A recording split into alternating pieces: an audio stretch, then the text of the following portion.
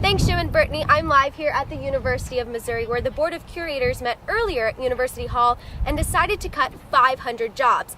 Now, this comes after Governor Nixon decided to cut 7% of the university's budget. Along with this action, they will also have hiring freezes.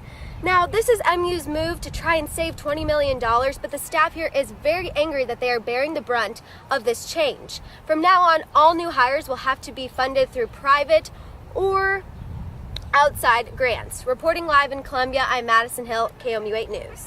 Thanks, Jim and Brittany. That's 500 jobs to be cut here at the University of Missouri.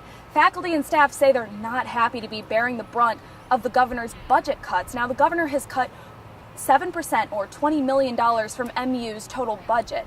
And so after a vote taken today at University Hall, the way the university is going to react to that is by not only cutting those 500 jobs, but putting a freeze on all future hiring and restricting faculty and staff travel. Reporting live in Columbia, Katie Moeller, KOMU 8 News. Thanks, Jim and Brittany. I'm live here at the University of Missouri, where Supreme Court Justice John Roberts is leading a march against journalism. Now, he came to the law school for a last-minute speech when the speech took a turn when he started talking about how American journalists are sensationalizing, politicizing, and even reporting on frivolous matters instead of things that truly mean something to the people. Now, one of the students in that speech stood up and challenged Roberts to come take these ideals right here to the journalism school, so they are just minutes away from marching right here. Reporting live in Columbia, Madison Hill, KOMU 8 News. Thanks, Jim and Brittany. I'm here at MU's J School, where any moment now we're expecting a group of law school students to come walking up to the J School, led, in fact, by the U.S. Supreme Court Chief Justice John Roberts. Now, he was speaking to law school students about how he feels that journalists are screwing up America by sensationalizing the news and covering what he calls frivolous stories.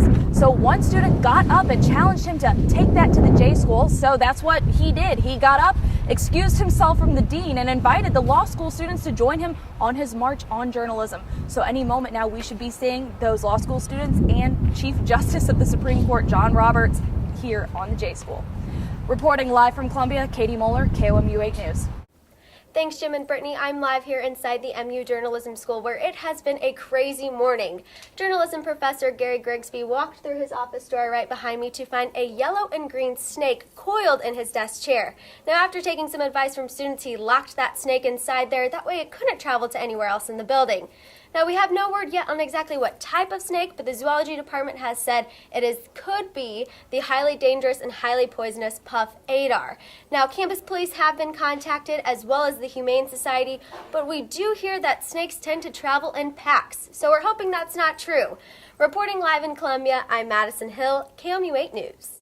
Thanks, Jim and Brittany. It's been a bit of a strange morning here in the MU broadcast lab. Students say Professor Gary Grigsby, whose office we're standing in front of, hasn't stopped screaming, and they say that's because he found a huge snake coiled on his office chair. Now, we're not absolutely certain what type of snake it is, but one student consulted the zoology department, who is worried by the snake's coloring, which is yellow and green, which means it could be a very dangerous and very poisonous puff adder snake. However, we're still waiting on confirmation on what type of snake that is and whether it's dangerous or not, so we'll get back to you on that. One other piece of information, we do want to let viewers know that sometimes these snakes are rumored, if it is a puff adder, to travel in pairs, so we're hoping that's not the case here on MU's J School broadcast lab. Alrighty, I'm Katie Moeller reporting live from Columbia, KOMU 8 News.